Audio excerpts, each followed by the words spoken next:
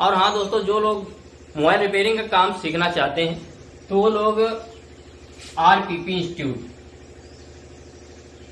जो कि हमारे अलीगढ़ में उपस्थित है, ठीक है। आरपीपी इंस्टीट्यूट अलीगढ़ में उपस्थित है। वहां की फीस है 19,200 रुपए। रहना खाना फ्री है, रहना खाना फ्री है। और यहाँ पे आप बेसिक लेवल से एडवांस लेवल तक काम सीख सकते हैं, एडवांस लेवल तक काम सीख सकते हैं। और रहना खाना फ्री मैंने करके बताया। और मैं आपको ऊपर नंबर आपको दिख रहा है, उस नंबर पे कॉल करके आप कांटेक्ट कर सकते हैं और अपनी सीट बुक करवा सकते हैं, ठीक है। तो दोस्तों कैसे आप लोग, आशा करता हूँ अच्छे होंगे, स्वस्थ होंगे, मस्त होंगे। तो दोस्तों आज मैं बताने वाला हूँ आप लोगों को कि हमारे मोबाइल में जब हम सिम को लगाते हैं तो हमारा मोबाइल ऑफ हो जाता है तुरंत। जैसे ही हम सिम को लगाते हैं वैसे ही हमारा मोबाइल ऑफ हो जाता है। और जब हम सिम को निकाल देते हैं तो हमारा फोन फिर से ऑन हो जाता है, नॉर्मली चलता है। यानी सिम से हमारा मोबाइल डेड होता है। तो किस प्रकार से डेड होता है, कहाँ से क्या प्रॉब्लम्स आती है, इसके बारे में समझाने वाला हूँ। तो जो लोग हमारे चैनल पे नए हैं दोस्तों, तो हमारे चैनल को सब्सक्राइब कर लें, बेल आइकन प्रेस कर दें, ठीक है दोस्तों, क्योंकि जिससे कोई हम वीडियो डालते हैं उसका नोटिफिकेशन सबसे पहले आप तक पहुंच सके। तो चलिए चलते टॉपिक की ओर कि जब हम मोबाइल में सिम को लगाते हैं, उसी जैसे ही लगाते हैं तुरंत ही हमारा मोबाइल ऑफ हो जाता है सिम लगाते ही। तो इसमें प्रॉब्लम क्या आती है, तो यहाँ पे हमने एक सर्किट बनाया हुआ है जो कि हमारा सिम का है, जिसमें हमारे 6 पॉइंट देखने को मिलते हैं।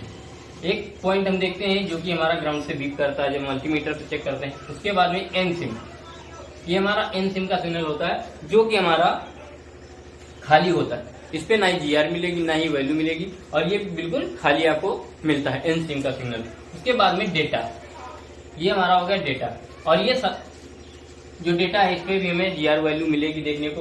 उसके बाद में क्लॉक, इस पे भी हमें जीआर वैल्यू मिलेगी। और उसके बाद में रीसेट, एक पॉइंट ये हो गया, रीसेट पे भी आपको जीआर वैल्यू मिलेगी। अब ये सारी लाइनें आती कहां से हैं, तो ये जो लाइनें हमारी होती हैं,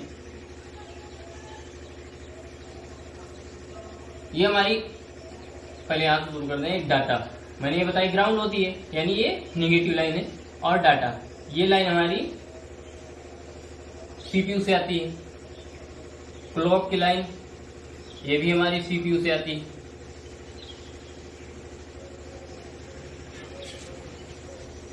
और ये लाइन भी हमारी सीपीयू से आती है। अब बचती है वी सिम। और वी सिम हमारी जो होती है वो हमारी, यहाँ एक आईसी बना देते हैं जो कि हमारी है पीएमआई। ये लाइन हमारी पीएमआईसी से आती है, यानी ये पीएमआईसी से आती है। तो इस पे हमें वोल्टेज, यानी सर्किट को चलाने के लिए हमें कुछ वोल्टेज चाहिए, जो कि हमारे वोल्टेज होंगे 1.3 तक। यानी जो वोल्टेज देखने को मिलेंगे वो 1.3 तक वोल्टेज देखने को आपको मिलेंगे। और ये हमारी लाइन पीएमआईसी से आती है। और पीएमआईसी को चलाने के लिए हमारी वीपीएच पावर लाइन होनी चाहिए। उसके लिए मैंने वीडियो डाल दिया है कि वीपीएच पावर लाइन कहां से बनती है, ठीक है। तो ये मैं सिम का सर्किट समझा रहा हूं। तो यहाँ पे 1.3 वोल्टेज देखने को मिलते हैं। अब मैं बात कर रहा हूँ कि जैसे हम सिम को लगाते हैं तो हमारा मोबाइल ऑफ क्यों हो जाता है।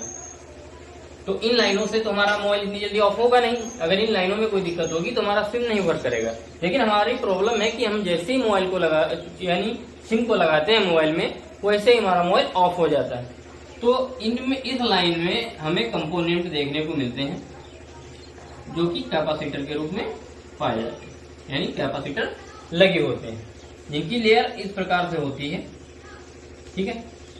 तो ये जब हमारे कंपोनेंट शॉर्ट हो जाता है, तो जैसे ही हम सिम को लगाते हैं तो ये कंपोनेंट हमारा शॉर्ट, जैसे हम सिम को लगाए तो ये जितना भी करंट होता है इसका, वो ग्राउंड कर देता है। और जिससे कि पीएमआईसी अपना काम करना बंद कर देती, पूरा ये सर्किट शॉर्ट हो जाता है। इसकी वजह से हमारा मोबाइल स्विच ऑफ होता है। यानी जब यहाँ पे वोल्टेज है ये ग्राउंड हो जाएंगे, यानी जब हम पीएमआईसी जो होगी वो ग्राउंड हो जाएगी, तो ना मोबाइल हमारा बिल्कुल बंद हो जाएगा तुरंत। जैसे ही सिम को लगाएंगे वैसे ही मोबाइल हमारा ऑफ हो जाएगा। अब हाफ सॉर्टिंग में मैं इसमें हाफ सॉर्टिंग भी बता दे रहा हूँ। हाफ सॉर्टिंग में क्या होता है, इसमें सिम वर्क नहीं करेगा आपका हाफ सॉर्टिंग में। और मोबाइल तो ऑन होगा, ऑन होके ऑफ भी हो सकता है, ऑन फिर फिर ऑफ, ये भी प्रॉब्लम आ सकती है मोबाइल के अंदर। और सिम वर्क आपका नहीं करेगा। तो ये कंपोनेंट, यानी इसमें मैं आपको एक कंपोनेंट दिखा रहा हूँ, बीच में और भी आपको कंपोनेंट मिल सकते हैं, ठीक है। तो ये मैं समझा रहा हूँ सिर्फ आपको कि इसमें कहाँ से क्या प्रॉब्लम आ सकती है, क्योंकि इसमें जब ये लाइन हमारी जो वोल्टेज जाएंगे तभी हमारी सिम वर्क करेगी, और अगर ये लाइन हमारी शॉर्ट हो जाती है तो हमारा मोबाइल ऑन नहीं होगा जब तक ये शॉर्टिंग आपकी हटेगी नहीं। अब इसको हटाने के लिए हमें क्या करना है, शॉर्टिंग को पहले तो हमें टेस्टिंग आनी चाहिए। अगर टेस्टिंग नहीं आ पा रही है और ये लाइन जो हमारी, ये पॉइंट जो हमारा है, ये बजर रेंज पे मीटर मल्टीमीटर से जब चेक करते हैं तो ये बीप कर रहा है। तो इसके लिए हमें करना क्या है, जैसा कि मैंने बताया 1.3 इसमें आपको वोल्टेज देखने को मिलेंगे। 1 वोल्टेज से 1.3 या 4 तक आपको वोल्टेज देखने को मिल सकते हैं। तो इसमें आपको करना क्या है कि आपको डीसी मशीन आपके पास होनी चाहिए। डीसी मशीन लेनी है। डीसी मशीन लेने के बाद डीसी मशीन पे हमें मान लीजिए 2 से 3 वोल्टेज वो एम्पियर सेट करने हैं, और जो वोल्टेज हमें सेट करने हैं 1.4 या 5 तक आपको वोल्टेज सेट करने हैं, ठीक है। तो उसमें आपको एक ग्राउंड होता है, माइनस की लाइन जो होती है वो कहीं भी आप ग्राउंड कर सकते हैं।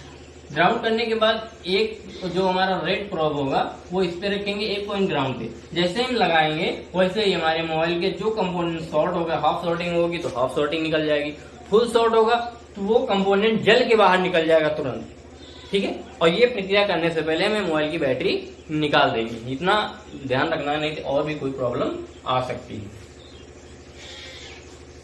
ठीक है दोस्तों।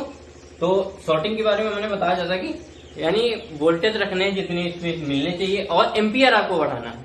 जैसे आप एम्पियर बढ़ा के इस पे लगाते हैं वैसे ही हमारी शॉर्टिंग निकल जाएगी। अगर इस प्रकार से भी नहीं निकल रही फिर आपको रोजिन पेस्ट का इस्तेमाल करना है। उसके लिए आपको प्रॉपर यानी मोबाइल रिपेयरिंग आनी चाहिए, ठीक है दोस्तों।